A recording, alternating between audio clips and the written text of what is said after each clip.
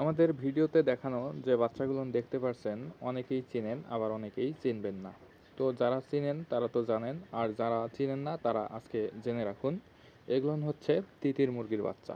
এই বাচ্চাগুলোর বয়স আজকে 5 দিন, এখনও ব্রুডিং হচ্ছে। তো যে সকল খামারি ভাই বা ব্যবসায়ী ভাই আছেন পাইকারি দামে তিতির মুরগির বাচ্চা নিতে চান, আমাদের সাথে যোগাযোগ করতে পারেন।